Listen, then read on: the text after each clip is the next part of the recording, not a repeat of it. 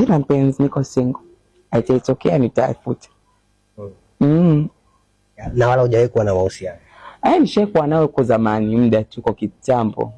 Na mwanaume? Tomboy. Tomboy alikuwa mwanaume wako?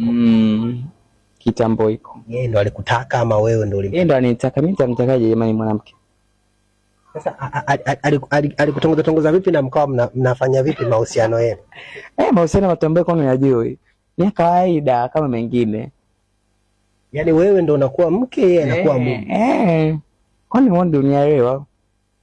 Mbona alishangaa hilo? Sasa ilikuwa kuaje? Yaani mkopo na mahusiano nayo yamedumu kwa muda gani? Hata miezi 6 haijafika. Mkaachana vipi sasa? Ulimfumania, alikufumania ama nini? Mimi alikuwa niwezi, mimi malaya sana. Mimi malaya sana, haniwezi.